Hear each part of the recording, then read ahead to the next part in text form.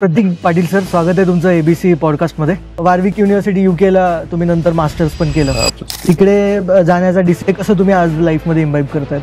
So असा तुमच्या लाईफमध्ये कोणता पॉईंट होता सर ज्या दिवशी तुम्हाला वाटलं की now I want to create my own identity? खरं काय ऍक्च्युअल सिच्युएशन आहे ग्राउंडवरती हे जर मालकालाच माहिती नसेल. ड्रोन्समध्ये इंडिया कुठं स्टँड करतं? कारण मानलं जातं की चायना, टर्की यांचे टेक्नॉलॉजिकली ते फार पुढे आहेत, पण इंडिया ही त्यांना टक्कर देण्याची आपल्याकडे ही क्षमता आहे. तर आपले ड्रोन्स हे कोणत्या ऍप्लिकेशन साठी आहेत? हे स्पेसिफिकली ऍग्रिकल्चर मध्ये. IBF ची संकल्पना काय सर? IBF म्हणजे आहे काय एक्झॅक्टली? म्हणजे स्टॉक मार्केट मध्ये कसं लोकांनी पुढे जायला, इन्व्हेस्टमेंट कशी करायची, काय करायचं, game of studying the stock. आमची इच्छा काय की पुढच्या काही वर्षांमध्ये आमचं ग्रोथ स्लो झालेली आम्हाला चालेल, पण इफेक्टिव्ह राहणं हे खरं तर आमची खरी एक इच्छा आहे.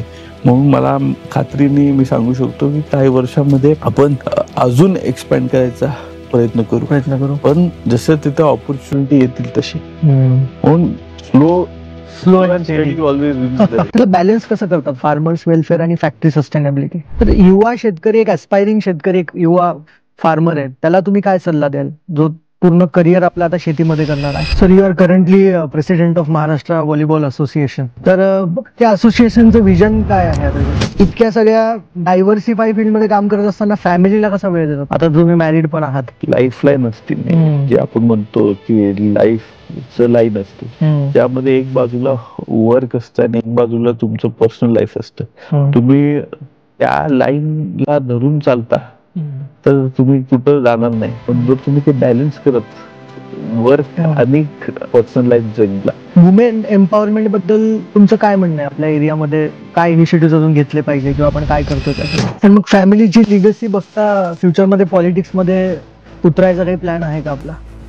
ते टाइम मिळते. तुमच्या लाईफमध्ये असे कोणते रोल मॉडेल आहेत ज्यांनी तुमच्या पर्सनॅलिटीला शेप करण्यासाठी मोठा वाटा उचललेला आहे? पॉलिटिक्स का बिझनेस? महाराष्ट्र की लंडन? महाराष्ट्र. मराठी पोवाडा की इंग्लिश रॅप? मराठी पोवाडा. तर एक हॅबिट जी तुम्ही लाईफ मध्ये आणली आणि मग लाईफ चेंज झाली, तुमची चांगली झाली, बेटर झाली आधीपेक्षा?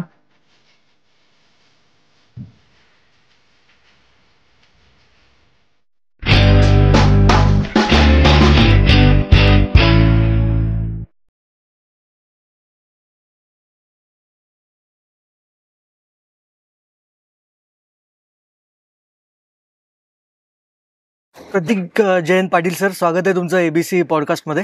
कशा आहात सर आपण? गुड. तुम्ही आता फार दिवसानंतर परत एकदा मला वाटतं IBF ला आपण भेटलो होतो सर. येस. दोन्ही इन्सिडेंट मध्ये एक गोष्ट कॉमन आहे सर. IBF लाही येताना तुमचे बॅनर्स लावलेले होते IBF चे, आणि आज येताना जो तुम्हाला आता पुरस्कार मिळाला आहे हाँगकाँग मकाऊमध्ये, त्याच्याबद्दल सगळ्यात पहिले मला सांगा सर.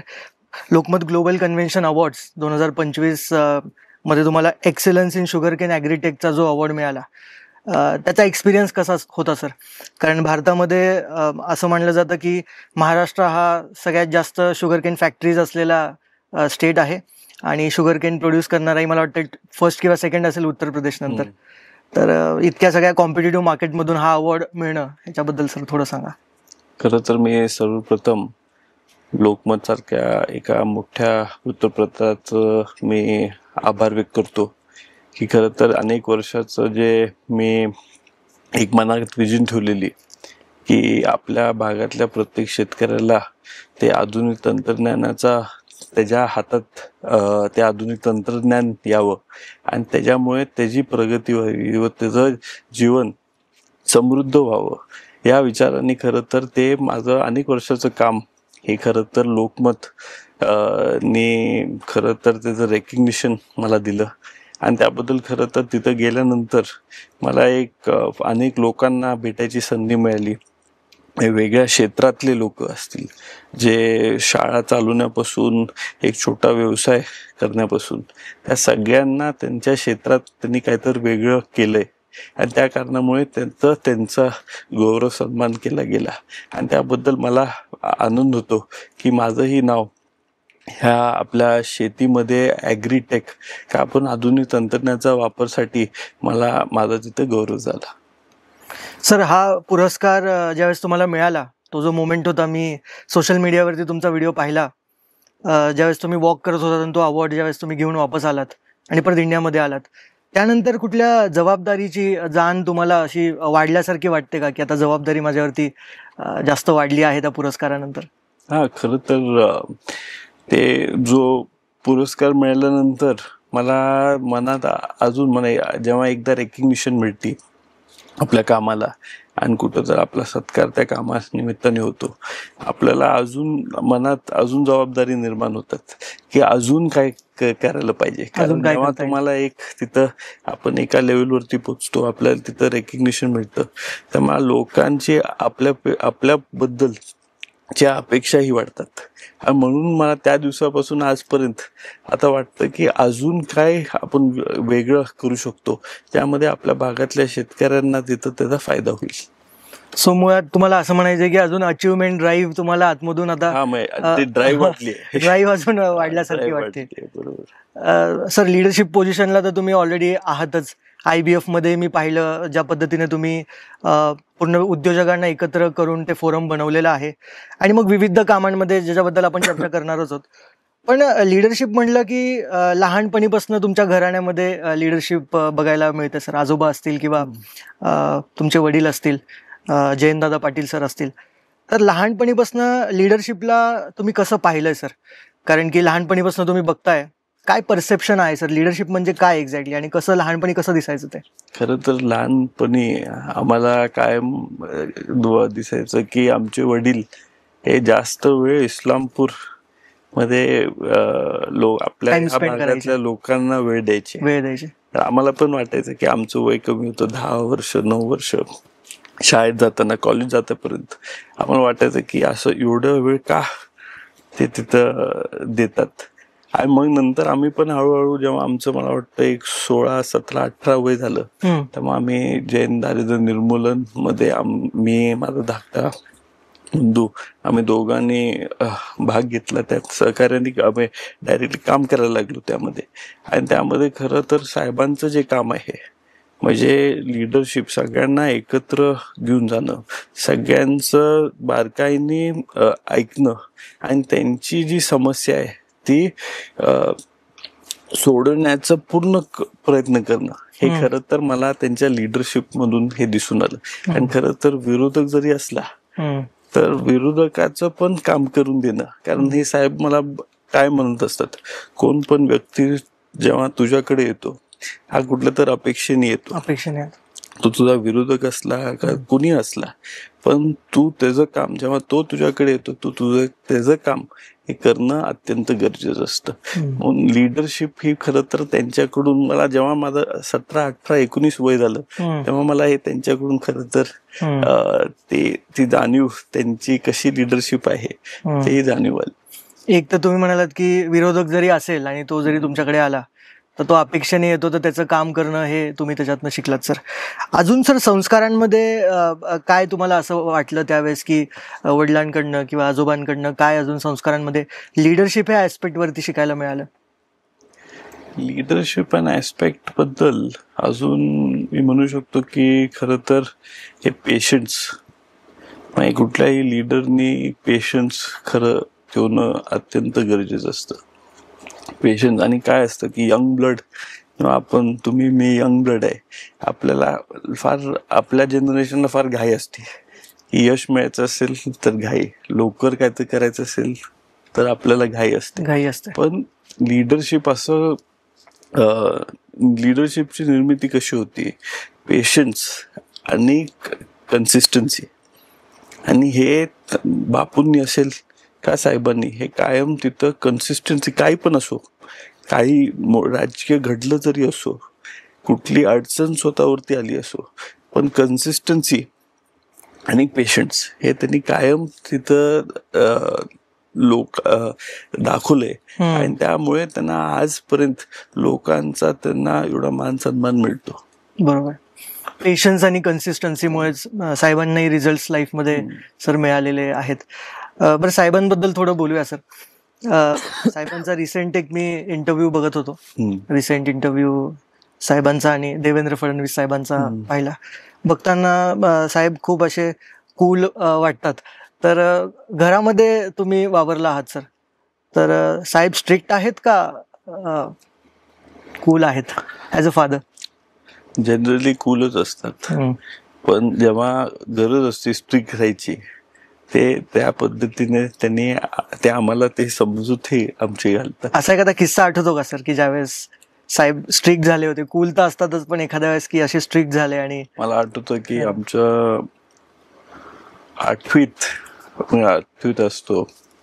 होतो तेव्हा आमचं केमिस्ट्रीचं परीक्षा होती आणि केमिस्ट्रीचा टेबल जो आहे माझं सगळं दुसरं पाठ झालेलं पण केमिस्ट्रीचा टेबलच राहिलेला. तर माझ्या वडील संध्याकाळी, मला वाटतं तेव्हा सेशन चालू होतं, संध्याकाळी 8-9 वाजता आले असतील आणि आम्ही तिथं आमच्या हॉलच्या टेबलवरती बसून अभ्यास करायचो. तर त्यांनी मला विचारलं काय कशाचा एक्झाम आहे उद्या. तर मी त्यांना सांगितलं केमिस्ट्रीचा परीक्षा आहे. पण ते येतं का एलिमेंटचं टेबल? मी बोललं येतं. मला माहिती नव्हतं ना ते माझी परीक्षा तिथे घेतील. तर डायरेक्टली बसले आणि ते परीक्षा घ्यायला लागली माझी आणि विचारायला लागले हे सोडियम क्लोराईडचं फळ काय आहे. तर मला ते त्या काळात उत्तर देता आलं नाही.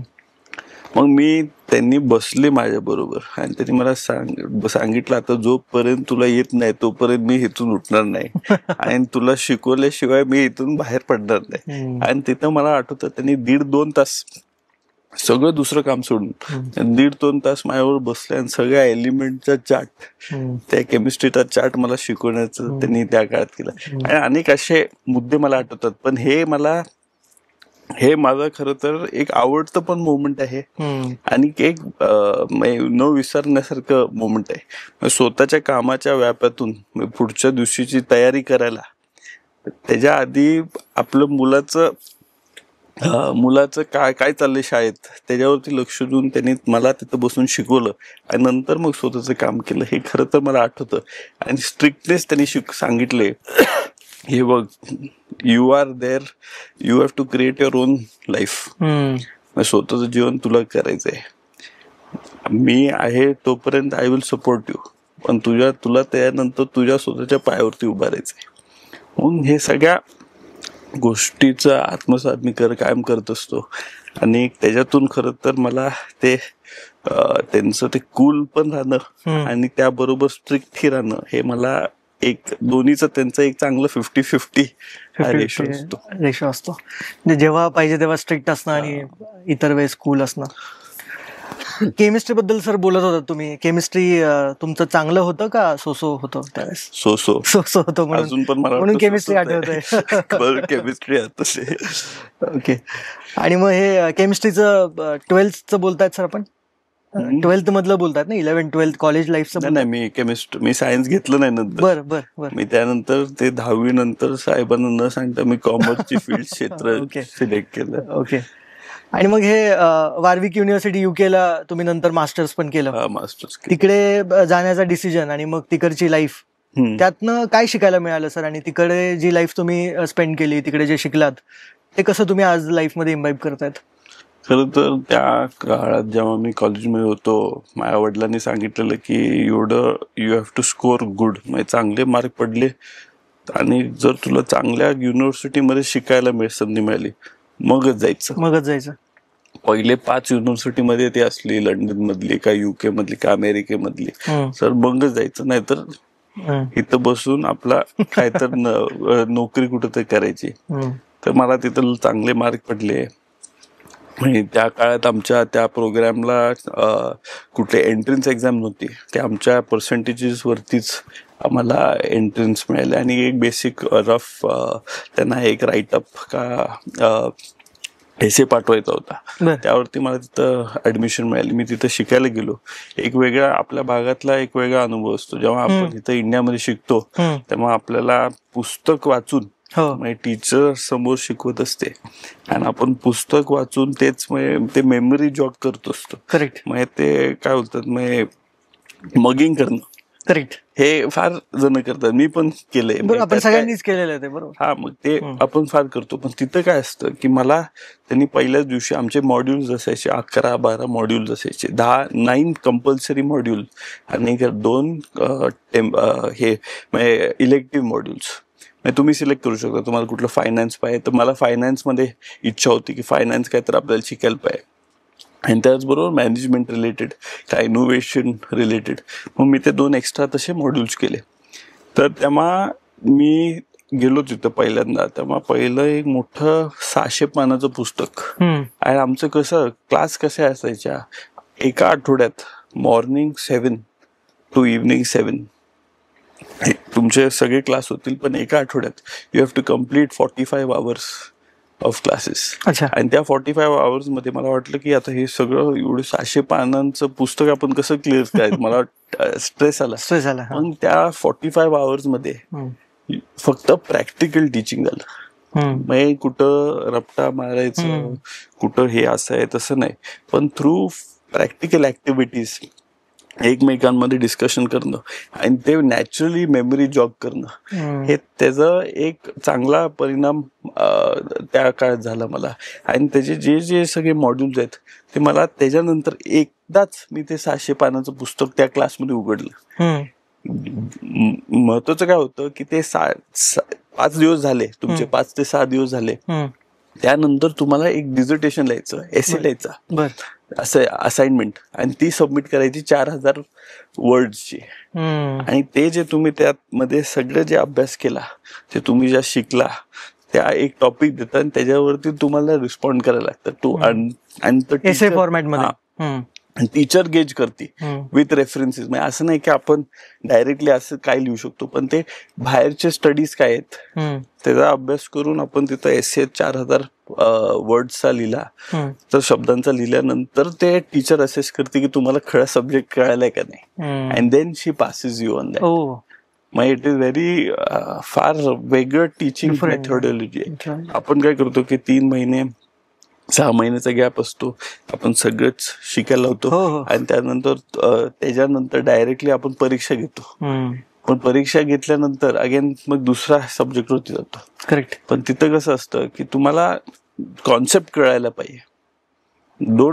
मग त्यातलं 30% जरी कळालं तुम्हाला, तर ते 30% हळूहळू प्रॅक्टिस बरोबर ते तुम्ही 80-90% पर्यंत ते तुमचं नॉलेज, काय इन्फॉर्मेशन त्या सब्जेक्ट विषयाबद्दल तुमचं ते इम्प्रूव्ह होऊ शकतं, असं त्यांचं शिकवण होतं. आणि खरं तर मी त्या काळातला सगळ्यात यंग स्टुडंट. अच्छा. कारण आपण काय करतो की आपलं ग्रॅज्युएशन झालं तर आपण लगेच पोस्ट ग्रॅज्युएशन करायला बघतो. तसं मी केलेलं त्या काळात, मला एवढी काही जाणीव नव्हती. पण बाहेरच्या तुम्ही बीकॉम केलं आणि मग मी BMS केलं, बॅचलर ऑफ मॅनेजमेंट स्टडीज. आणि त्यानंतर मी बोललो की आता काय अजून काय जॉब करण्यापेक्षा मी 6 महिन्याची इंटर्नशिप केली. जॉब करण्यापेक्षा आपण डायरेक्टली मास्टर्स करूया. ते जनरली आपल्याकडे तो ट्रेंड आहे, म्हणजे डायरेक्टली लोक करतात. पण तिथं गेल्यावर मी सगळ्यात यंगेस्ट. अच्छा. माझं वय 22 होतं. आणि 22 असताना माझ्या बरोबर जे लोक आहेत, 35 वर्षाचे लोक माझ्या बरोबर होते. एक महिला होती जी मला आठवतं की एक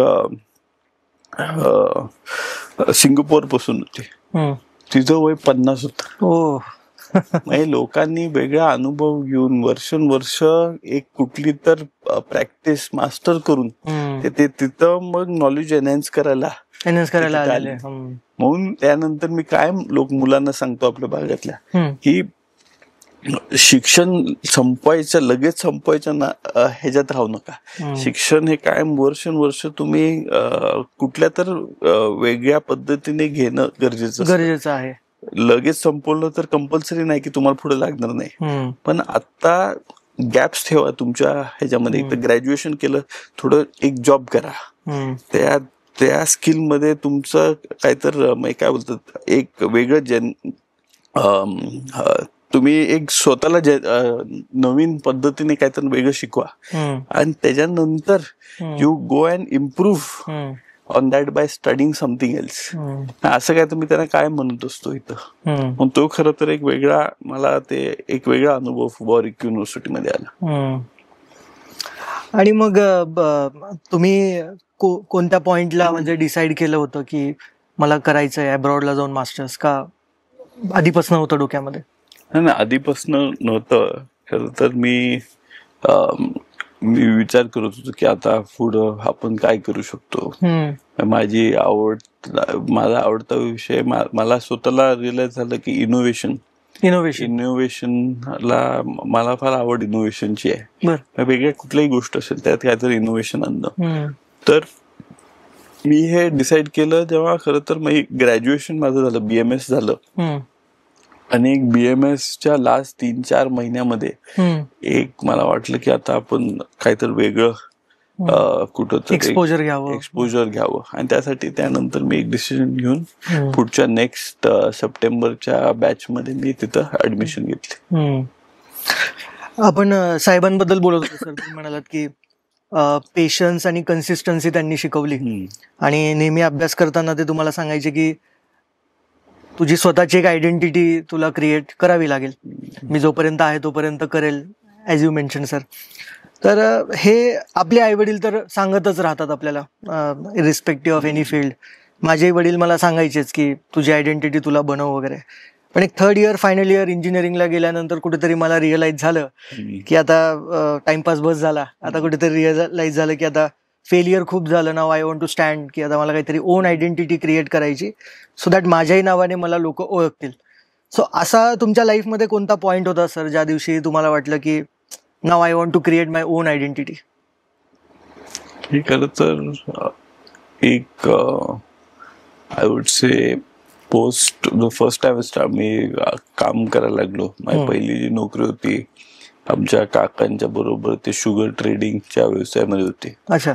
तर त्या काळात एक तो खरं तर मी अप्लाय केलेलं दुसरीकडं, पण त्यावेळी मला कुठं दुसऱ्यांनी ऑफरच दिली नाही. जे ऑफर मिळत होते ते फार मला वाटतं मार्केटिंगचे का डिजिटल मार्केटिंगचे जॉब्स होते, आउट ऑफ इंटरेस्ट. हा, पण ते मला मॅनेजमेंटचं करायचं होतं म्हणून मी मॅनेजमेंट नाहीतर कन्सल्टन्सी रिलेटेड काय तर मला करायचं होतं.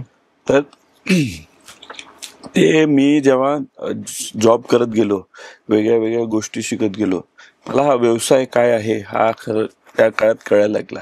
आणि ते इंट्रिन्सिक म्हणजे छोट्या छोट्या गोष्टी व्यवसायात कसं काय काय असतात, कुठले कुठले मुद्दे खरं लक्ष ठेवणं त्यावरती गरजेचं असतं, ज्याने तुमचं तिथं यश त्याच्यावरती डिपेंड असतं.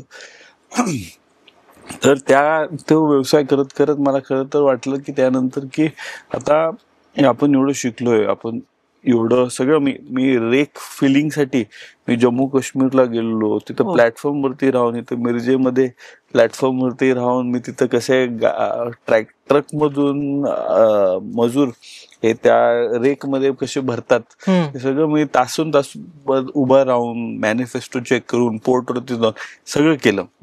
मग मला वाटलं की हे खरं तर तुम्हाला कळतं ना, कधी कधी तुम्हाला वाटत असतं की तुमचा हा व्यवसाय हा तुमच्यासाठी नाहीये वाटतं, बरोबर. तुम्ही मग ठरवता की काय तर आपलं वेगळं करायला पाहिजे. मग कोणत्या सालचं सर तुम्ही बोलतात? हे मला वाटतं एक 2014-15. माझं ग्रॅज्युएशन 2013 नाही झालं, पोस्ट ग्रॅज्युएशन 14-15 मध्ये मी काम करत होतो. तर तेव्हा मला वाटलं की आता काहीतरी वेगळं करायला पाहिजे. आणि वेगळं म्हणजे काय आहे की आता काकांचा व्यवसाय चांगला चाललाय, पण हे माझ्यासाठी व्यवसाय नाही. माझ्यासाठी काहीतरी इनोव्हेशन गरज आहे. मला परत ते वाटलं की काहीतरी वेगळं करणं गरजेचं आहे आणि स्वतःची स्किल लोकांपर्यंत पोहोचवणं गरजेचं आहे. म्हणून त्या दिवसापासून खरं तर मी एक माइंडसेट मध्ये कायम राहिलो की आपल्याला आता माझा तो त्याच उद्देशाने मी पहिला व्यवसाय चालू केला की आपल्याला काहीतरी स्वतःचं नाव बनवायचं आहे. टी शर्ट विकले तरी चालेल, पण टी शर्ट मधून कदाचित आपलं नाव कुठं तर होऊ शकतं. म्हणून त्या काळातून 2014-15 मला असं वाटायला लागलं.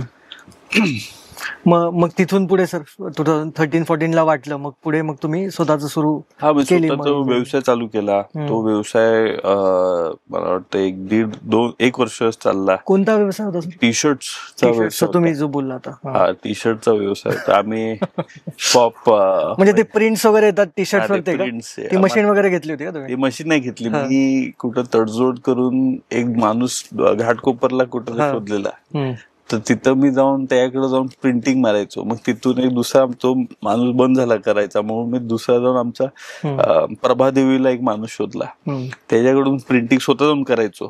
पैसे आपल्याकडे जास्त नव्हते खर्च करायला, म्हणून मी ते जम्बो झेरॉक्स मुंबईतलं दुकान आहे तिथं जाऊन मी थोडं जाऊन बसलो, त्याजवळ शिकलो की एडिटिंग कसं करायचं फोटोचं. स्वतः एडिटिंग करायला लागलो. मग ग्राफिक डिझाईन हायर केला. हे सगळं त्या काळातला एक पहिला बिझनेस हा होता. आणि मग क्लायंट्स मिळाले का? त्यात मजा येत होती का? परत मग एका पॉइंट नंतर वाटलं की हे आपलं नाहीये? नाही, क्लायंट्स खरं तर काय होतं चांगलं त्यामध्ये की क्लायंट्स त्यावेळी चांगले मिळायचे, सेल व्हायचे ऑनलाईन. पण जेवढी एक्सपेक्ट ऑनलाईन त्यावेळेस सेल करायचे? ऑनलाईन काय अमेझॉन वरती करायचो, 14-15 म्हणजे चांगलं फ्लिपकार्ट वरती करायचो. आणि ट्रेड शोज पण करायचो.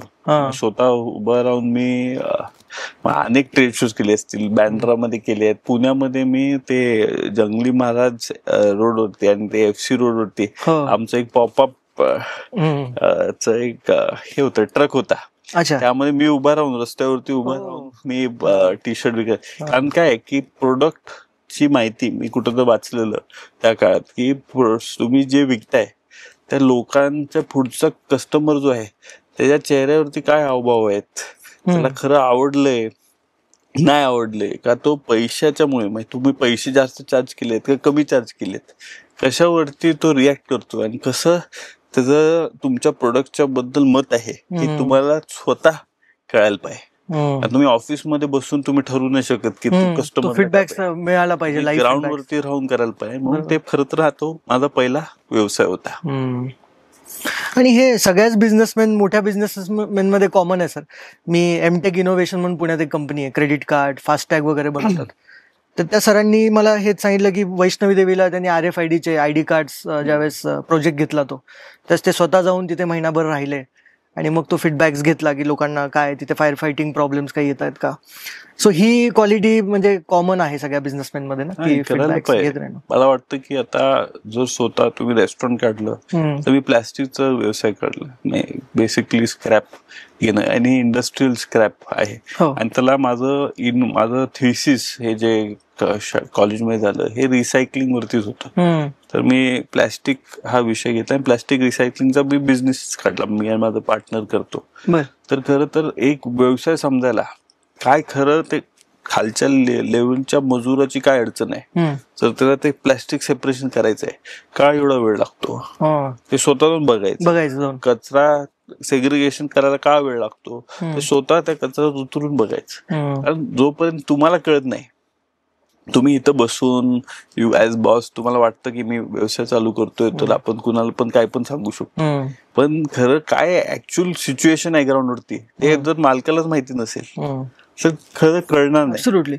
म्हणून माझा काय सल्ला आहे की थोडं मुलांनी त्या व्यवसायामध्ये स्वतः कुकिंगचं जरी असलं, आता मी कसं ग्राफिक डिझाईन मी शिकलो, माझं काहीही नातं पण नाही ग्राफिक डिझाईन साठी, मला माहिती पण नव्हतं. पण पैसे 10,000 रुपये खर्च करण्यापेक्षा एका व्यक्तीला देऊन त्यापेक्षा आपण स्वतःच 500 रुपये त्या इंटरनेट कॅफेला देऊन आपण तिथं त्याच्याकडून ते एडिटिंग केलं तर ते आपल्याला तेवढं त्याचा बेनिफिट मिळतो.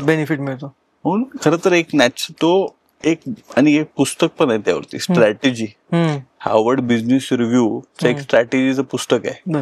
त्यामध्ये हे सगळ्या गोष्टी म्हणतात.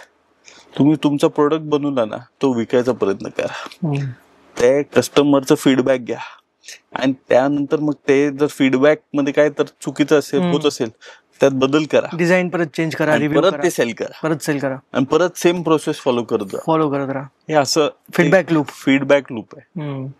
सर तर मग टी-शर्ट बिझनेस बद्दल आपण डिस्कशन केलं, त्यानंतर प्लास्टिक स्क्रॅप बद्दल आपण बोलत होतो. थोडंसं ब्रेकडाऊन करताल का की प्लास्टिक बिझनेस मध्ये तुम्ही जर म्हणलात की डेझर्टेशन मध्ये तुमचा टॉपिक होता, then you started this business, मग ते काय प्रोसेस असते नेमकी, बिझनेस तो कसा रन होतो?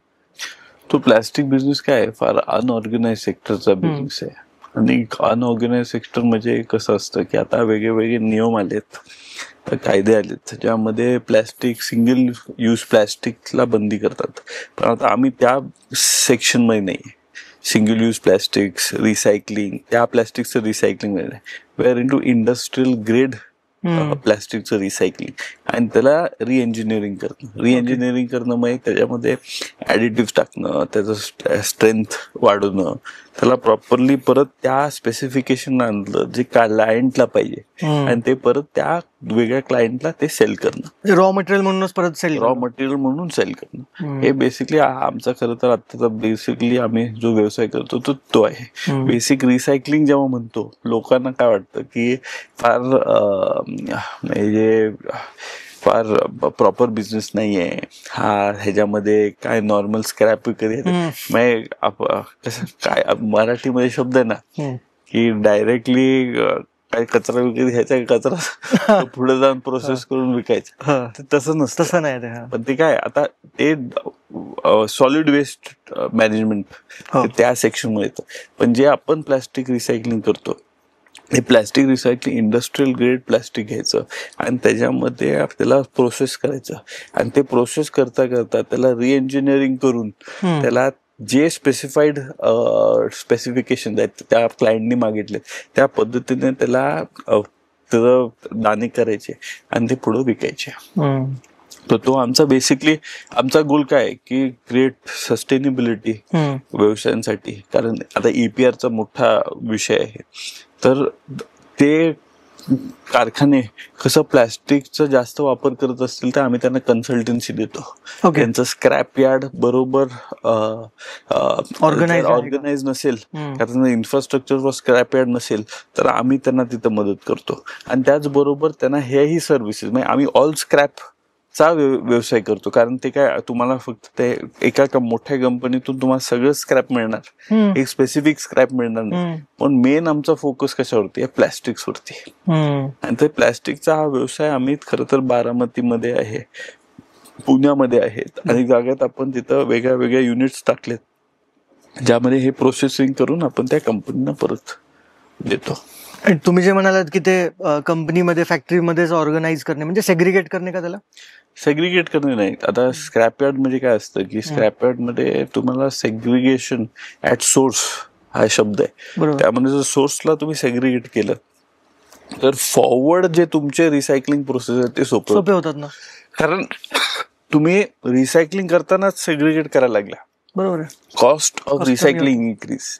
पण तुम्ही ऍट सोर्स सेग्रिगेशन केलं, कंपनीनं सांगितलं काचेचा कचरा असेल तर तो काच ह्या डब्यात टाका, प्लॅस्टिकचा कचरा असेल तर कुठला प्लॅस्टिकचा, प्लॅस्टिकचे 5-6 प्रकार आहेत, तर हे पेट आहे तर पेटची बाटली ही ह्या डब्यात टाका. आणि ते सगळं जेव्हा एकत्र स्क्रॅप यार्डला येतं त्यांच्या काय कंपनी ऑलरेडी ते सेग्रिगेटेड असतं, मग त्याला लिफ्टिंग पण फास्ट होतं, एफिशियन्सी वाढती आणि त्याचबरोबर रिसायकलरला ते प्रोडक्ट ती कंपनी हायर प्राइस आणि हायर मार्जिनला पण विकू शकते. राईट, त्याचं बेनिफिट कारण समोरच्याचं काम सोपं होतं म्हणून, आणि सोपं होतं आणि स्वतःच एफिशियन्सी पण वाढते त्यामध्ये. आणि apart from sir plastic business, you mention की ड्रोन्स मध्ये आपण सध्या काम करतो.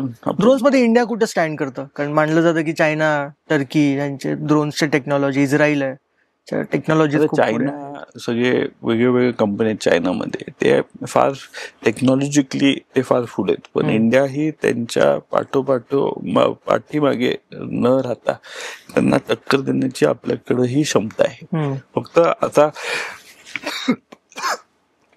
फार अजून तंत्रज्ञान डेव्हलप होणं इंडियामध्ये हे खरं तर गरजेचं आहे.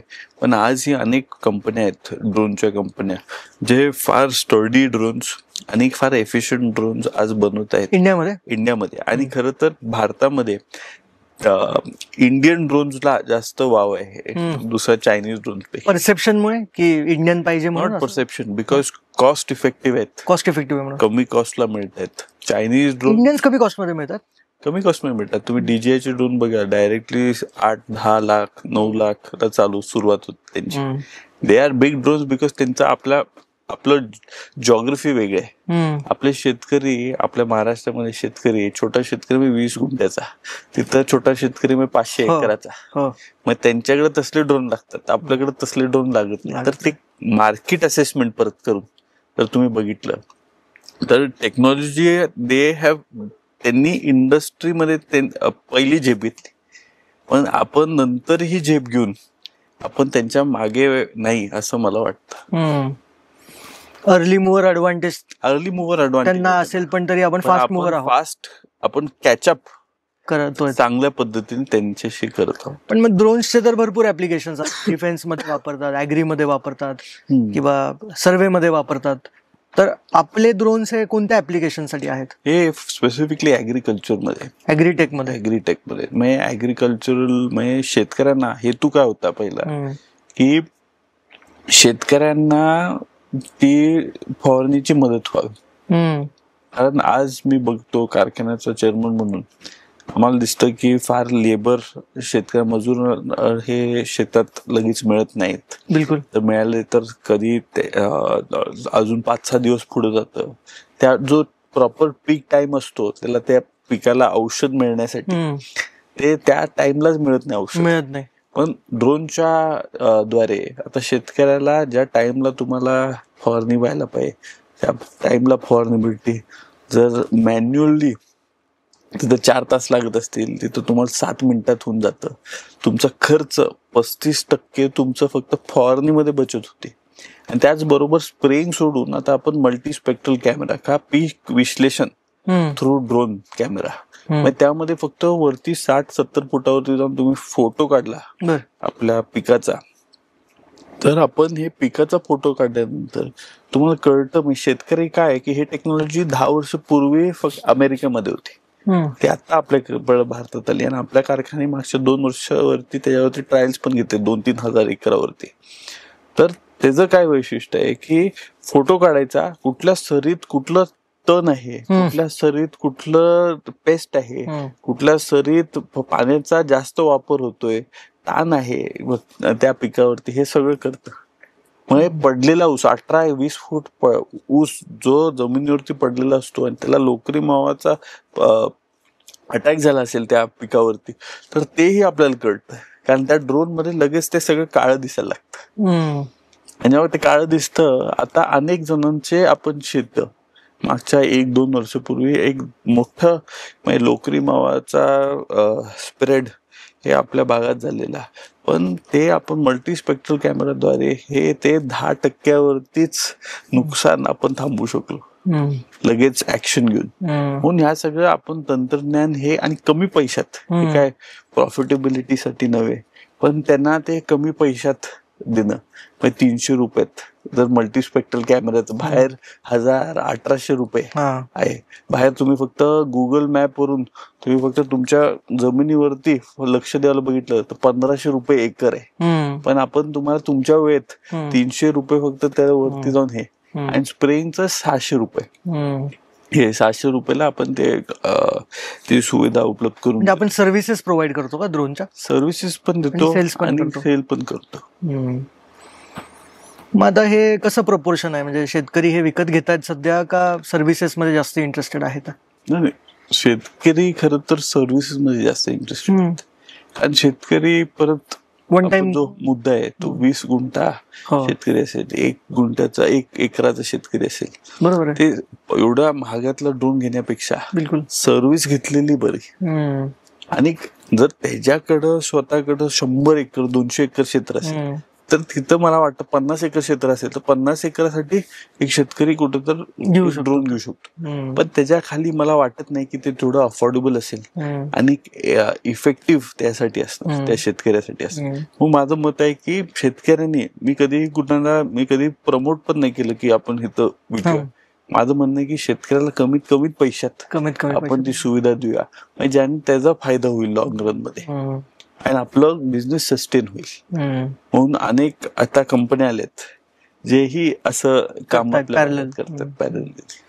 आपण जे प्रोव्हाइड करतो हे आपल्या भागामध्येच आहे का बाहेर पण आपण करतो? आपण कर्नाटकाला गेले, गुजरातला केले, आपण मध्य प्रदेशला पण आपण जाऊन केले. फक्त आमचं मेन कायम फोकस राहिलाय की आता आम्ही ते सगळं बाहेरच्या ऍक्टिव्हिटीज कमी करत आपल्या इंटरनल जे आपले शेतकरी आहेत त्यांना आता आधी अजूनही फार रेजिस्टन्स शेतकऱ्यांकडून असतो की आम्ही फवारणी ह्याच्यानी नाही करणार, त्यांनी नाही करणार.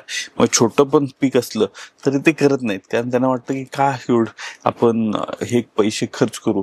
पण त्यांना ते बेनिफिट कळत नाही की एफिशियन्सी हात पंपनी मारण्यापेक्षा जेव्हा तुम्ही ड्रोननी मारता, हात पंपचा एफिशियन्सी म्हणजे काय, तुमच्या इथं जर जखम झाली असेल, तुम्ही बाम घेतला तर तुम्ही थोडं बाम लावणार, पण जेव्हा तुम्ही भरून पाणी जेव्हा आपण हात पंपाने मारतो सगळं पण पीक भिजवतो. म्हणजे तुम्ही जर पूर्ण ट्यूबच बाहेर काढली, इथं लावली तर ते तुमचं स्किन अब्झॉर्ब नाही करणार आहे. म्हणून जेव्हा आपण ड्रोननी फवारणी करतो ते ड्रोनचे जे सगळे मायन्यूट ड्रॉपलेट असतात ते सगळे ते पीक ते शोषून घेतं आणि त्याचा खरं इफेक्ट लगेच आपल्याला दिसतो. म्हणून पिकावरती ड्रोननी फवारणी केलेलं कायम बरं आणि एफिशियन्सी आणि रिझल्ट पण कायम फास्टर मिळतो. हे ड्रोन्स बद्दल आपण डिस्कशन करत होतो सर. मग हे सर्व्हिस प्रोव्हायडर पण ह्याच्यामध्ये आहेत का खाली, का आपणच प्रोव्हाइड करतो? नाही, अनेक सर्व्हिस प्रोव्हायडर आता एंटरप्रेन्योर्स फार आलेत जे सर्व्हिस प्रोव्हाइड करतात. असं काय आता हे युनिक राहिलं नाही, पण जेव्हा आम्ही करत होतो तेव्हा आम्ही थोडे फार 1-2 जण असे असायचे जे करायचे. पण आमचं DGCA रजिस्टर्ड आहे, म्हणजे director general of civil aviation बरोबर आम्ही तर आमचं तो ड्रोन रजिस्टर्ड आहे. म्हणजे सगळं दुसरं गाडी तुम्ही जेव्हा रस्त्यावर आणता त्याचं सगळं सेफ्टी चेक व्हायला पाहिजे, तसं आमचं ते सेफ्टी चेक ड्रोन्स आहेत. हे अनेक इथं पण ऑर्गनाइज सेक्टर आहे, पण एक कुठं तर मला वाटतं एंटरप्रेन्योर्स मोठ्या प्रमाणात आपल्या भागात ते त्यात भाग घेत आहेत आणि मला आनंद आहे की ते त्यात भाग घेत आहेत. आणि कुठं तर त्यामुळे एक वेगळा व्यवसाय हा ड्रोनच्या निमित्ताने हा सर्व्हिस ऍग्री रिलेटेड म्हणूनच विचारलं सर्व्हिस प्रोव्हायडर आहेत का. माझ्या डोक्यात ते झालं की सर्व्हिस प्रोव्हायडर म्हणून एक एंटरप्रेन्योरशिप सुरू होऊ शकते नवीन. ती सुरू आहे आता, स्पायरिंग फार मुलं आता करतात आपल्या भागात. एंटरप्रेन्योरशिप वरती बोलतोय सर आपण, तर मग IBF ला आपण भेटलो होतो first time as a speaker म्हणून तुम्ही इन्व्हाइट केलं होतं.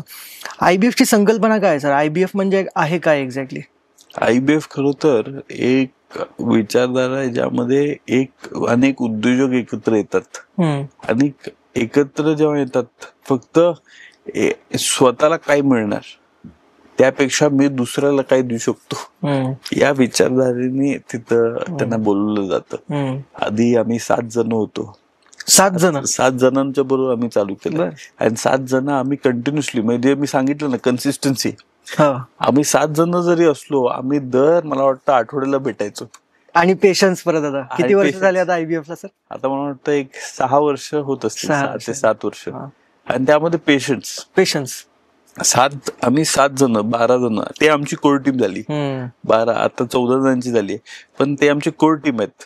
आणि त्यामध्ये आम्ही पूर्ण ते सगळे, मी कमी इन्व्हॉल्व असलो तरी ते फुल इन्व्हॉल्वमेंट घेऊन ते काही पण विषय असेल ते सक्सेस करण्याचा प्रयत्न करतात. म्हणून 7 जणांबरोबर चालू केलं आम्ही हे IBF. आणि तेव्हा आम्ही 7 जणांमध्ये 25 लाखाचा, मला का 10 लाखाचा कॉर्पस नाही, काही कॉर्पस नाही, 10 लाखाची उलाढाल, एकमेकांना मदत करतात. सांगितलं ना, एकमेकांना सर्व्हिस, मला काय म्हणण्यापेक्षा मी तुम्हाला काय देऊ शकतो ह्या विचाराने आम्ही चालू केलं. 10 लाखाचा आज आमच्याकडे 410 हे मेंबर आहेत. आता इस्लामपूर शहरात आम्ही आमचं IBFचं संघटना आहे, फोरम आहे, आणि आष्टा शहरामध्येही आमची एक फोरम आहे.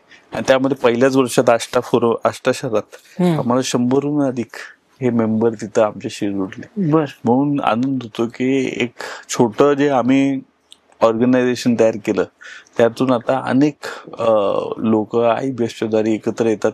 आणि हे फक्त तिथं येऊन एकमेकांना बिझनेस देण्यापेक्षा शिकण्यासारखं पण आहे. आणि तिथं अनेक, जसं आपण आलेला. हो, मी पुढचा प्रश्न तोच विचारणार होता, पण काय काय इनिशिएटिव्ह करतो आपण? तर आपण आलेला, आपण एक, मला वाटतं त्या काळात, मला वाटतं एक टाइम मॅनेजमेंट आणि लिडरशिप वरती, पीपल मॅनेजमेंट लिडरशिप बद्दल आपण हे केलं आपण एक चांगलं, आम्हाला, मी पण तिथं होतो, एक चांगलं व्याख्यान आम्हाला दिलेलं. तर त्यावेळी आम्ही त्यानंतर अनेक अशा गोष्टी घेतल्या, मग इंडस्ट्रियल व्हिजिट केल्या. मग आमच्याकडं अनेक असे छोटे उद्योजक आहेत, म्हणजे ज्यांनी 5,000 वरती व्यवसाय चालू केलाय. 5,000 व्यवसाय म्हणजे ज्यूस विकणं. आणि ज्यूस विकण्यापासून त्यांना इंडस्ट्रियल व्हिजिट म्हणजे काय, ते कधी मोठ्या कंपन्या बघितल्या, एक्सपिरियन्स नाही. आम्ही त्यांना तिथं इंद्रनील चितळे साहेब आहेत, त्यांनी आम्हाला, आम्ही त्यांना विनंती केली तिथं, आम्हाला त्यांनी पुण्याच्या तिथं त्यांनी आम्हाला त्यांच्या चितळे बंधूच्या ते फॅक्टरीला बोलवलं आणि तिथे इंडस्ट्रियल व्हिजिट करायला लावली. म्हणजे काय, कसे पेढे असतील तर पेढे कसे बनतात, वेगवेगळे प्रोडक्ट कसे बनतात. म्हणजे छोट्या एका व्यक्तीला तेवढं मोठं एक्सपोजर मिळणं, ज्यूस बनवणाऱ्याला समजा एक्झाम्पल तेवढं मोठं एक्सपोजर असं पण होऊ शकतं, हे खरं तर त्यातून शिकायला मिळतं. आणि त्याचबरोबर वेगळे मुद्दे, म्हणजे लिडरशिप असेल, तुम्हाला अकाउंटिंग बद्दल माहिती असेल, सबसिडीज रिलेटेड माहिती असेल, तुमचे पुस्तकात तुम्ही कसं बेसिकली तुमचं लोन्स कसे रेज करू शकता, आणि त्याचबरोबर काय बोलतात, इनोव्हेशन आणि स्टॉक मार्केट वरती पण आम्ही अनेक मोठ्या ब्रोकरना बोलून आम्ही तो सेशन त्यांच्या बरोबर घेतला. म्हणजे स्टॉक मार्केट मध्ये कसं लोकांनी पुढे जायला, इन्व्हेस्टमेंट कशी करायची, काय करायचं. आणि कारण काय, लोक स्टॉक मार्केटला बघतात की कधी कधी आपण डायरेक्टली एवढे पैसे टाकले तर एवढे डबल होऊ शकतात, पण असं न असताना it is a game of studying the stock. आणि त्याच्यानंतर सायकोलॉजिकली त्यावरती आपण काय करू शकतो, म्हणजे सेलिंग करायचंय, ठेवायचंय का, तुमचं विजन काय त्या स्टॉकच्या बद्दल पुढचं, हे तुम्हाला ठरवायला पाहिजे, आणि त्यावरती तो स्टॉक ट्रेडिंग ठरतं. आणि ह्या सगळ्या गोष्टींचा आम्ही खरं तर एक दरवर्षी आपण असे वेगळे कार्यक्रम राबवत असतो. एक खरं तर मिनिमम आम्ही एक 2,500 रुपीज घेतो, पण ते 2,500 रुपीज मध्ये आम्ही सगळा हिशोब, IBF ही संस्था का कुठलेही पैसे, end of the year it guarantees you की 2,500 rupees of each and every single member, जे पण सभासद आहेत त्यांचे वापरले जातील, आणि त्यांचा आम्ही अहवाल देतो त्यांना की हे बघा तुमचे हे पैसे ह्याच्यात खर्च झाले आहेत. कारण इट इज नॉट पैशाच्या बद्दल नाही, हे की तुम्ही काय, तुम्हाला काय मिळणार, तुम्ही कसं एकमेकांना बेनिफिट त्यातून करणार. आणि IBF चे जे नॉर्मल खर्च आहेत ते खर्च, म्हणजे आपण जे नाश्ता पण त्यात देतो, पण ते सगळं आपण त्यामध्ये, आणि जो तो मेंबर पैसे देतोय त्यापेक्षा त्याला जास्त मिळायची ही आम्ही एक ध्येय होतो, आणि ते आम्ही तसं एक IBF च्या माध्यमातून काम करतो. मग हे जे तुम्ही म्हणालात की एकमेकांबद्दल व्यवहार करणं, एकमेकांना हे करून बिझनेस वाढवणं, तर ह्याच्यासाठी तुम्ही IBF एक्सपो वगैरे पण करतात असं मी पाहिलं होतं सोशल मीडियावरती. सो एक्सपो म्हणजे स्टॉल्स आणि मग त्याचे अवेअरनेस स्प्रेड करणे, असंच काही असेल काय IBF एक्सपो? तर बिझनेस वाढवण्यासाठी हे फक्त आता हे एकमेकांना भेटणं आणि त्यातून बिझनेस मिळणं ही एक बाब आहे त्यातली, पण त्याचबरोबर त्यामध्ये एक्सपो ची संकल्पना मांडणं, जे आमचे खरं तर हे माझी संकल्पना नाही, पण आमच्या सगळ्या त्या कोर टीमची संकल्पना आहे. आणि ते एक्सपो मांडणं म्हणजे काय की ज्यामध्ये आपल्या भागातल्या सगळ्या IBF मेंबरना पहिलं प्राधान्य, आणि त्यानंतर आपल्या भागातल्या वेगळ्या उद्योजकांना, जे मेंबर नसले ते त्यांनाही प्राधान्य मिळतं, आणि ते तिथं स्टॉल लावतात. स्टॉल कसले आहेत, हे फार प्रोफेशनली डिझाईन्ड, म्हणजे लेड आउट स्टॉल आहेत. हे काय असं मध्ये आणि प्रॉपर म्हणजे व्यवसायच असेल पाहिजे, आणि व्यवसायिकच असेल पाहिजे, प्रोडक्ट असेल पाहिजे. जे फूड स्टॉल्स आहेत ते त्याला वेगळ्या सेक्शन, पण तेही सगळे उद्योजक आहेत, बरोबर. तर त्यांना आपण सगळ्यांना तिथं संधी देतो, आणि मोठ्या प्रमाणात मागच्या मला वाटतं 1-2 वर्षापूर्वी आम्ही असंच अमित देशमुख साहेब आलेले, तेव्हा एक असाच एक प्रोग्राम घेतला. तेव्हा आम्ही 95 स्टॉल्सचा आम्ही इथं आपलं जयंत पाटील खुले नाट्यगृहामध्ये तो कार्यक्रम घेतलेला, एक्सपो घेतलेला. यावेळी आपण 120 स्टॉल, आणि 120 स्टॉल मध्ये तिथं नाना पाटेकर साहेब आलेले, आणि त्यांनी तिथं त्या कार्यक्रमाचं उद्घाटन केलं. आणि यावेळी मागच्या वेळी आम्ही 5 कोटीचा उलाढाल केली. पण ह्यावेळी मला अजून तो आकडा कन्फर्म व्हायचा, कारण सगळ्यांना विचारून एक्झॅक्टली माहिती घेणं आणि मार्च एंडिंग असल्यामुळे ते आताच आपल्याला कळणार. पण ते मला वाटतं की 7-8 कोटीपर्यंत आपण यावेळी तिथं तेवढी उलाढाल केली आहे. मग ही IBF ची संकल्पना, तुम्ही आता एवढं वर्सटाईल फील्डमध्ये आहात सर, म्हणजे बॅकग्राऊंड तुमचं पॉलिटिक्समध्ये आहे, तुम्ही स्वतः उद्योजक आहात, मास्टर्स तुम्ही बाहेर केलंय, तर हे बाहेर पण अशा प्रकारचे जे एक्सपो होत राहतात, जसं चायनामध्ये कॅन्टॉन फेअर वगैरे होतात, तर हे कुठेतरी तेही पाहून इन्स्पायर्ड तुम्ही झालात का? नेमकं कुठून सुरू झालं ते? जसं तुम्ही म्हणालात 7 लोक आम्ही आधी होतो, ते 7 लोकांपासून कशी ही संकल्पना आली? ही खरं तर आपलं उद्योजकांना कुठं तर एक मंच मिळणं गरजेचं आहे. या विचाराने खरं तर तो प्लॅटफॉर्म आम्ही बघितलं की आपल्या भागात अनेक इथं एक्झिबिशन्स होत असतात, आणि त्याचबरोबर मुंबई पुण्यामध्ये जसं माझा व्यवसाय असेल तर मला त्या व्यवसायासाठी मला दिल्लीला कधी कधी प्लॅस्टिकचे मोठे एक्झिबिशन्स तिथं असतात. तर ते सगळे एक्झिबिशन्स ना बघणं आणि त्याच्यामध्ये काय काय होत असतं आणि कसे तिथं प्रोफेशनॅलिटी वाईज कसल्या कुठल्या कंपन्या तिथे येत असतात, ह्याचा थोडं मला तिथं अभ्यास करायला मिळाला.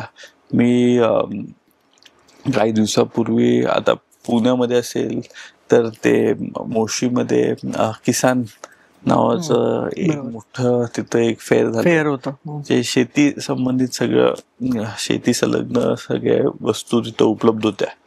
तर तिथं हे सगळं बघून बघून खरं तर आम्हाला विचार आला मनात की असं पण आपण केलं तर आपल्याच भागातल्या लोकांना, म्हणजे शेतकरी असो का उद्योग करणारा व्यक्ती असो, त्याला कुठं तर त्याला तिथं बेनिफिट मिळण्यासारखी ही एक गोष्ट आहे, म्हणून आम्ही ते तसा एक उपक्रम मला बी राबवला. पॉडकास्टच्या इनिशियली तुम्ही म्हणाला होतात की टी शर्ट्स विकताना तुम्ही स्वतः जायचात FC रोडवरती आणि मग ते फीडबॅक्स घ्यायचात, एक्सप्रेशन कसे आहेत, आणि मग तो फीडबॅक घेऊन तुम्ही वापस फॅक्टरीमध्ये यायचात, म्हणजे जिथे कुठे तुम्ही प्रोड्यूस करतात, आणि मग तिथून परत त्या फीडबॅक लूपने परत तुम्ही इम्प्रोव्हाइज करायचं. तुम्ही म्हटलात की सायकल थांबली नाही पाहिजे, तर कुठेतरी मला ते डॉट्स IBF मध्ये पण कनेक्ट होत आहेत की IBF मध्ये तुम्ही जे काही इम्प्लिमेंट करतायत ते जातात दुसऱ्या एक्सपोमध्ये, फेअर्समध्ये, तिथून काय चांगल्या गोष्टी आहेत ते घेऊन तुम्ही इथे आणण्याचा प्रयत्न करतायत. तर हे IBF आणि आष्टाचं जे तुम्ही म्हणालात ते एक बिझनेस फोरम आहे, तर ते वेगळं विंग आहे का, ते सेपरेटली रन होतं? म्हणजे ते सेपरेटली रन होतं. आधी 1 वर्ष आम्ही तिथं काहीही पैशाचं काहीच नव्हतं त्यामध्ये. आमचे इकडचे मेंबर एवढे डेडिकेटेड आहेत सगळे, ते तिथं जायचे दर 3 तारखेला आणि तिथं बसून तिथं ऑर्गनाईज करायचे असे प्रोग्राम्स, नॉलेज ट्रान्सफर करायचे, कसं करायचं स्वतः तिथं जायचे. प्लस आपले इनोव्हेटिव्ह थिंकर्स असतील, व्याख्याते असतील, त्यांना तिथं बोलवायचे आणि तिथं त्यांच्याशी संवाद करायला लावायचं. तर त्यावेळी 1 वर्ष हा फक्त ट्रेनिंग फेज मध्ये गेला. तिथं खरं कोण इंटरेस्टेड आहे त्यामधले, त्या ग्रुपमध्ये ते पहिले मला वाटतं 20-25 जण होते, त्यामधले 10 असे चांगले लोक निघाले, खरं इंटरेस्टेड होते आणि पुढाकार घेऊन काम करायचे. तर त्यांना आपण तिथं त्यांचं सिलेक्शन केलंय, मग त्यांना लीड करायला लावलं. आज मला वाटतं 1 वर्षाहून मला वाटतं आम्ही 12 प्रोग्राम घेतले आणि आता आष्टामध्ये आणि आता दुसरं वर्ष, ऍक्च्युली पहिलंच वर्ष आहे, पण हे ऍक्च्युअल फोरम स्थापन होऊन आणि त्याचे आपण ती नॉमिनल फीज असते ती फीज घेऊन हे खरं तर हे पहिलं वर्ष आहे. त्या काळात आपण आमचे डेडिकेटेड मेंबरनी तिथं जाऊन तिथं ते कंपल्सरी कन्सिस्टंटली तिथं जाऊन तिथं तो प्रोग्राम घेतला आणि ज्यामुळे लोकांना त्याचा आनंद घेता आला आणि आज त्यामुळेच 100 मेंबर आपल्याला त्या त्याच्यामध्ये. तर मग आधी IBF नंतर आष्टा, मग आता पूर्ण हे महाराष्ट्रामध्ये एक्सपांड करायचा काही प्लॅन आहे का सर याचा? कारण फोरम तर फार छान आहे, मी स्वतःही आलेलो आहे आणि फायदाही होतोय. तर असं ऑन्टरप्रेनर्ससाठी आपण असे फोरम्स अजून करायचा काही प्लॅन आहे का? नाही, माझं तर इच्छा कायम आहे की जेवढे लोक, जेवढे उद्योजक आपल्याशी जोडतील त्यांनी त्यांचाच फायदा होणार. आणि खरं तर हे फोरम त्यांना मदत करण्यासाठी आणि त्यांच्या बिझनेस, छोटा जरी असला का मोठा बिझनेस, आमच्याकडे असे व्यक्ती आहेत जे त्यांचं टर्नओव्हर 100 कोटी पण आहे, 10 कोटी पण आहे, आणि असे पण व्यक्ती आहेत ज्यांचं लाखोमध्ये टर्नओव्हर आहे, पण त्यांनी एकमेकांच्या बरोबर येऊन एकमेकांना व्यवसाय देणं आणि त्यामधून छोट्या व्यक्तीला पण फायदा करणं, आणि त्या मोठ्या व्यक्तीला फायदा कमीही होत असला तरी सॅटिस्फॅक्शन त्याला मिळणं, हे खरं तर त्यातून मिळतं. म्हणून आमची इच्छा काय की पुढच्या काही वर्षांमध्ये आमचं ग्रोथ स्लो झालेली आम्हाला चालेल, पण इफेक्टिव्ह राहणं हे खरं तर आमची खरी एक इच्छा आहे. म्हणून मला खात्रीने मी सांगू शकतो की काही वर्षांमध्ये आपण अजून एक्सपॅन्ड करायचा प्रयत्न करू, पण जसं तिथं ऑपॉर्च्युनिटी येतील तशी. म्हणून slow and study always wins the race. Yes. Rajaram Bapu sugar फॅक्टरीचे चेअरमन होऊन सर आता 2 वर्ष झालेत. तर राजकीय वारसा सांभाळताना हा दुरा तुम्ही ज्यावेळेस हा चार्ज घेतला हातामध्ये, तर त्याचा अनुभव कसा राहिला आणि पहिलं डिसिजन तुम्ही काय घेतलं गेल्यानंतर ऍज अ चेअरमन? खरं तर बापूंनी सुरू केलेला हा कारखाना आहे, त्या काळात तिथं कुठले उद्योग नव्हते, शेती कमी होती, वेगळे दुसरे पिकं शेतकरी घ्यायचे, आणि त्या काळामुळे ह्या कारखान्यामुळे आपला भाग हा खरं तर समृद्ध झाला, लोकांना हाताला नोकरी मिळाली, आणि त्याचबरोबर शेतकऱ्यांना तिथं त्यांच्या त्या पिकाला कुठं तर चांगला दर ही काय मिळत गेला. त्यानंतर बापूनंतर साहेबांनी ही धुरा अनेक वर्ष सांभाळली, आणि अनेक वर्षानंतर मला ही संधी मिळाली. पण ही संधी मिळायच्या आधी 3 ते 4 वर्ष हे शेती संबंधित काय काय खरं अडचणी आहेत त्या शेतकऱ्याच्या, तिथं बांधावरती जाऊन तिथं खरी अडचण काय त्या शेतकऱ्याची ती समजून घेतली. मग आता आणि जे मी ह्या त्या 3 वर्ष म्हणजे चेअरमन होण्याच्या अगोदर 3 ते 4 वर्ष मी जे अभ्यास केला, जे मी माहिती काढली, त्यामध्ये मी त्याची अंमलबजावणी केली. मग आता पहिल्यांदा जेव्हा चेंबर चेअरमन झालो त्याच्या आधीच PR दादा चेअरमन होते. PR दादांच्या काळामध्ये PR दादांनी पुढाकार घेऊन, PR दादा ही पुढं फ्युचरिस्टिक थिंकर होते, त्यांनी पुढाकार घेऊन तिथं मी ड्रोनची त्यांना संकल्पना सांगितली. त्या काळात PR दादांनी ड्रोनची संकल्पना आपण त्यांच्या माध्यमातून राबवली. ठिबकची संकल्पना आता तुम्हाला वाटेल की ठिबक हे साधी संकल्पना आहे, काय नवीन काय आहे, पण फायनान्शियल प्लॅनिंग त्याचं हे खरं महत्वाचं असतं.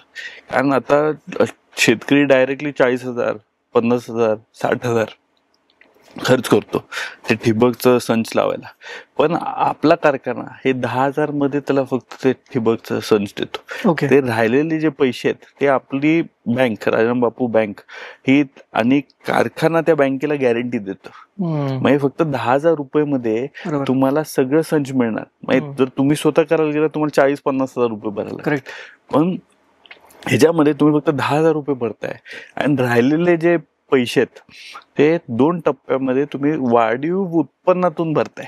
आणि ठिबक लावलं तर जनरली तिथं उत्पन्नामध्ये वाढ पण होती, बरोबर, कारण तुमचं ते एफिशियन्सी तशी वाढती. तुम्ही त्याचा प्रॉपर वापर केला, वापर केला, म्हणजे अभ्यास करून त्याचा वापर केला, कुठले खतं कशी लागतात, तर ऑटोमॅटिकली तुम्हाला तिथं वाढ दिसून येते. म्हणून तसं करत करत हे असे 2 तेव्हा राबवलेले होते. पण त्याच्यानंतर जेव्हा मी चेअरमन झालो, मला दिसत आले की आपल्याला मोठं प्रश्न काय असतात की आता शेतकऱ्यांचे की खतांचे दर हे कायम आता मोठा तो प्रश्न पण मला वाटतं गाजलाय. तर हा खतांचे दर आणि शेतीचा खर्च वाढणं हे खरं तर आत्ताची मोठी समस्या झाली. तर आम्ही एक शेती मार्गदर्शक पुस्तिका ही खरं तर शेतकऱ्याला आम्ही प्रॉपरली, मला वाटतं 3-4 महिन्याचा हा अभ्यास होता.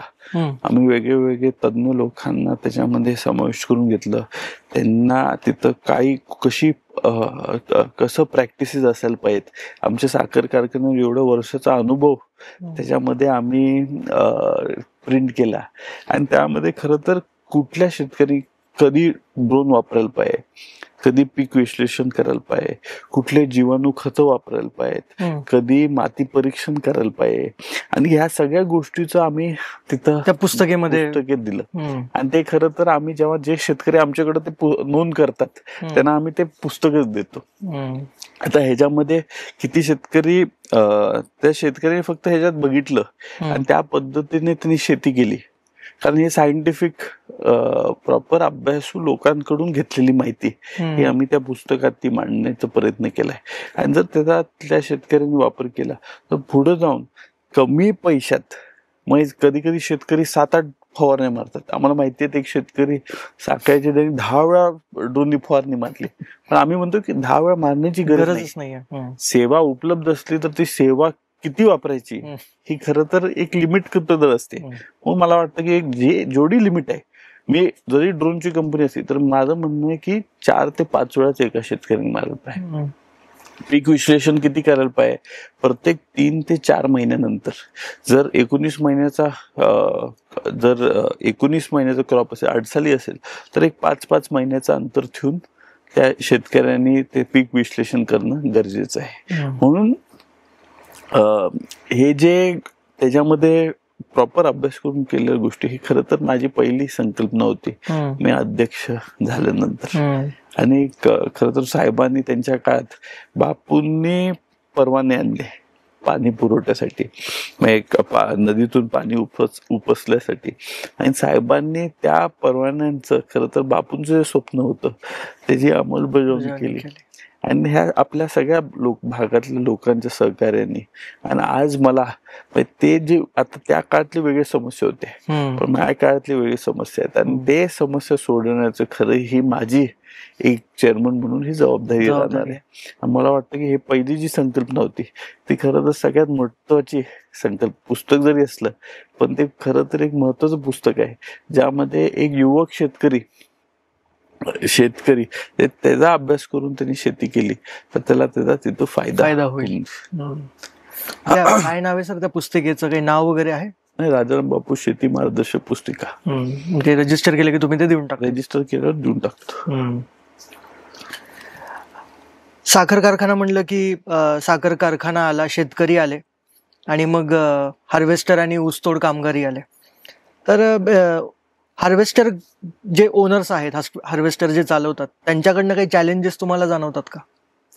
हार्वेस्टर ओनर जे असतात, आता फार शेतकरी असे म्हणतात की आम्हाला हार्वेस्टर आमच्या शेतात नकोय, म्हणतात वेस्ट होतं. माझं एक हार्वेस्टर आहे त्याच्यामुळे ते वेस्ट होतं. ते म्हणतात की आम्हाला ते नाही पाहिजे, एवढं बरोबर ते तूट होत नाही. आणि कारखान्याचा चॅलेंज काय असतो की तो हार्वेस्टेड ऊस हा 24 तासात गाळप करणं. बरोबर आहे. आणि 24 तासामध्ये प्रत्येक तास हा महत्वाचा असतो.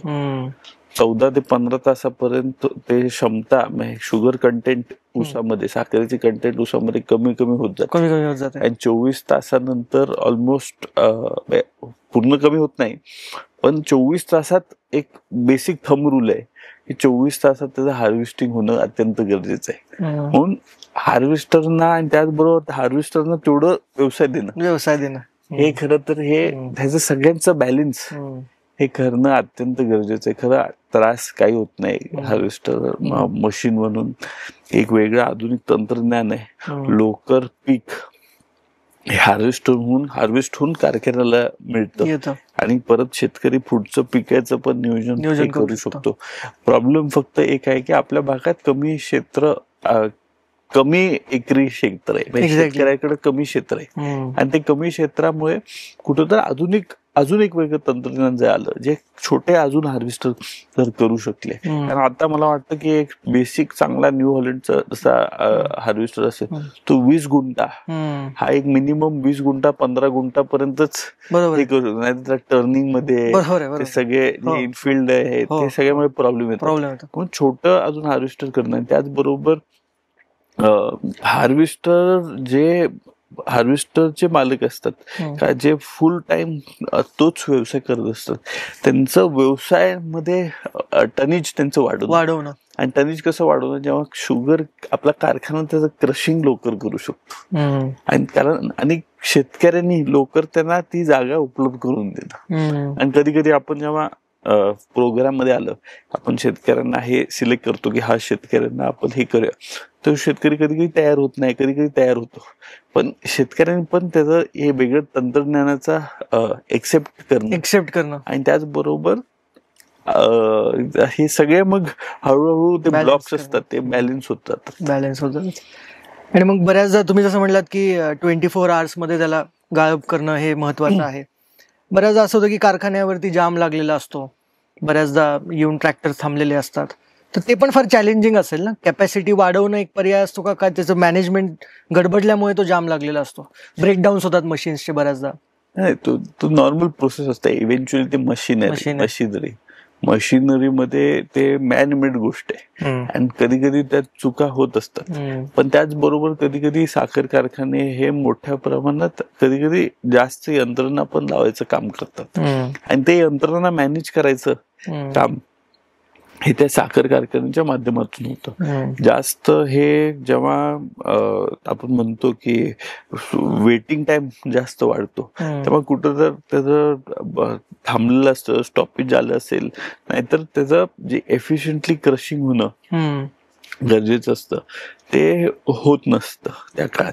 म्हणून खरं तर कुठल्याही साखर कारखान्याने एक मेंटेन म्हणजे जो रेशो असतो 15 ते 16 तासात आणि लोअर हे रेशो मध्ये त्यांनी क्रशिंग होणं अत्यंत गरजेचं आहे. आणि ते कधी करू शकतात, कारण आपल्या भागात आता आम्ही म्हणू नाही शकत की उद्याच आमचं असं होणार, पण आपल्या भागात ऊसाचं पण प्रमाण वाढतंय, पण टनेज हे कमी होतंय पर एकरी, असं आपल्याला मागच्या 2-3 वर्षात दिसायला मिळालं. तरीही आता आपल्या भागातले कारखाने अनेक 10,000-12,000 टनापर्यंत गेलेत. आणि आमची इच्छा आहे की आमचाही कारखाना त्या थरावरती जाऊन, म्हणजे आपल्या आता 4 कारखाने आहेत आणि त्या 4 कारखान्यामध्ये जास्त क्रशिंग वाढवलं. कारण बिझनेस कसा, सस्टेनेबिलिटी कशी असते की तुमचं जास्त क्रशिंग वाढवलं तर तुमचं खर्च कमी राहतात आणि त्या खर्च कमी राहिले तर तुम्ही ते जास्त पैसे शेतकऱ्यांना देऊ शकता. आणि आपल्या कारखान्याने कायम, मला बापूंच्या काळापासून ते आतापर्यंत जर तुम्ही इतिहास बघितला असेल, आपला कारखाना कायम अग्रेसर राहिलाय. कुठेही शेतकऱ्याला दरात तडजोड नाही करायचं आणि शेतकऱ्याला त्याचा फायदा तो मिळायला पाहिजे त्या पिकाचा, हे आपण काम करतो. आणि आपलं रिकव्हरीवरतीही आपलं कायम साहेबांचा स्ट्रेस असतो की रिकव्हरी वाढायला पाहिजे. बरोबर. आणि रिकव्हरी वाढलं तर त्या शेतकऱ्याचं भलं हे होणार, या उद्देशाने आपण तो कारखाना चालवतो. तुम्ही म्हणालात की फार्मर्सचं प्रॉफिटेबिलिटी आलं, त्यांना पैसे वेळेवर देणं आलं, आणि फॅक्टरी चालवणं म्हणजे फॅक्टरी प्रॉफिटेबल असणं गरजेचं आहे, तरच ती सस्टेनेबल होते. तर फार्मर्सचं वेलफेअर आणि फॅक्टरीचं सस्टेनेबिलिटी ह्या दोन्ही गोष्टी कशा तुम्ही बॅलन्स करतात? कारण एक गोष्ट आपण करायला गेलो की इकडे ताण येतो, थोडा जास्त पैसे द्यायचे म्हणलं फार्मर्सला की फॅक्टरीवरती ताण येतो, फॅक्टरीमध्ये जास्त पैसे ठेवायचे म्हणलं की फार्मर्सला कमी भाव मिळू शकतो. त्याला बॅलन्स कसं करतात फार्मर्स वेलफेअर आणि फॅक्टरी सस्टेनेबिलिटी? हे काय आहे की आपला हा कारखाना सहकार क्षेत्रातला कारखाना, सहकार क्षेत्रातला म्हणजे हा शेतकऱ्यांच्या मालकीचा. बरोबर आहे. आणि मालकाला त्याचं दर मिळणं खरं गरजेचं असतं. म्हणून जेव्हा कारखाना आम्ही चालवतो, कारखान्याची जे आमच्या सभासदांनी मला ही जबाबदारी मोठी दिली आहे, तेव्हा आपण एफिशियन्सी कशी वाढवायची, म्हणजे नवीन मशिनरी ऍड करणं, वेगळे प्रकल्प, नवीन टेक्नॉलॉजीचे प्रकल्प तिथे ऍड करणं आणि कुठं तो उत्पन्न वाढवणं, हे प्रयत्न करणं गरजेचं आहे. मी मागच्या काही वर्षामध्ये फक्त मी अनेक गोष्टींवरती काम केलं, पण टेक्निकली मी मॅनेजमेंटचा स्टुडंट, पण व्यवसाय केल्यामुळे मला माहिती आहे की पैसे कुठून मिळतात, जिथं तुमचे लिकेजेस थांबतात. आणि लिकेजेस कुठं असतात, छोट्या छोट्या गोष्टींमध्ये लिकेजेस असतात. लिकेज मध्ये एक मशीन हे एफिशियंटली चालत नाही, लिकेजेस थांबवणं. हा, एफिशियन्सी जर तुम्हाला तिथं मिळत नाही, इलेक्ट्रिसिटीचा जास्त वापर होतोय. तर आता आमच्या कारखान्याने 1 मेगावॉट, म्हणजे पहिला सहकारी साखर कारखाना आहे पश्चिम महाराष्ट्रात जो 1 मेगावॉटचं सोलरचं प्रकल्प आज उभं केले आम्ही फॅक्टरीमध्ये. आणि फॅक्टरीमध्ये ज्यामध्ये आता ती वीज हे ऑफ सीझन मध्ये आम्ही वापरू शकतो. वा. आणि म्हणून आपलं एक सस्टेनेबिलिटीच्या दिशेने आज आपण चाललोय. आणि वेगळ्या गोष्टी, आता आम्ही ETPचा खर्च होता, तर ETPचा वरती एक आधुनिक तंत्रज्ञानाचा आम्ही वापर केला, जो कुठेही मला वाटतं की आपल्या भारतात हा झाला नसेल. तो इलेक्ट्रिकल कोऑग्युलेशन हा एक, मला वाटतं तुम्ही इंजिनिअरिंग केलं, you know what the subject is. मी तेवढं एक्सप्लेन करता येणार नाही मला, पण it is a process of तुम्ही ॲनोड कॅथोड घालून त्याला वॉटरला त्यातून प्युरिफाय करता सँड फिल्टर आणि कंप्रेसर फिल्टर थ्रू. तर आपण ती सिस्टीम उभी केली, त्यामुळे खरं तर आम्हाला कोटेशन आलेले 3 कोटी 3.5 कोटी, पण तेच आता सिस्टम आम्ही 57 ते 60 लाखात क्या बात आहे तेल उभं केलं. लिकेजेस वाचवणं, तुम्ही जे म्हणलात लिकेजेस वाचून, तर तुम्ही लिकेजेस वाचवले तर तुम्हाला तिथं कुठं तर ते पुढचे पैसे. आणि हे काय फक्त आपण जे म्हणतो हे दर देणं नसतं, दराबरोबर सगळ्या सुविधाही देणं. बरोबर. आपण जे खतं देतो, आता आपला कारखाना हा झालं असा कारखाना आहे, जर तुम्ही फक्त आमचे खतांचे दर बघितले तर दुसऱ्या कारखान्यांपेक्षा कमी. आमचे जीवाणू खतांचे दर बघितले, 1 लिटरची बाटली 80-70 रुपये तुम्ही कधी ऐकली का?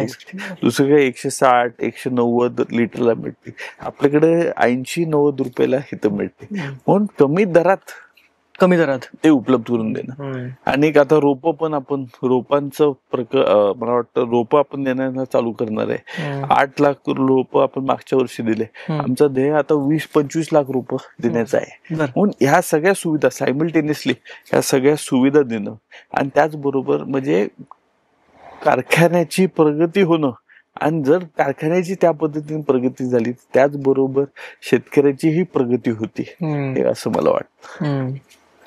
आणि तुम्ही जसं सांगितलं, तुमची हिस्ट्री राहिलेली आहे की नवीन नवीन ठिकाणी जाणं, नवीन गोष्टी शिकणं, वापस येणं, इम्प्लिमेंट करणं. तर शुगर फॅक्टरीजमध्ये पण जसं आपण म्हणतो, उत्तर प्रदेशचं मी नाव घेतलं, तो शुगर बाउल ऑफ इंडिया असं म्हणतात. ब्राझील आहे वर्ल्डमध्ये, तिथे मॅक्झिमम शुगर फॅक्टरीज आहेत, प्रोडक्शनमध्ये आहे. क्युबा आहे. तर अशा काही कंट्रीजमध्ये जाण्याचा योग येतो का सर, स्टडी टूर म्हणून किंवा लर्निंग म्हणून?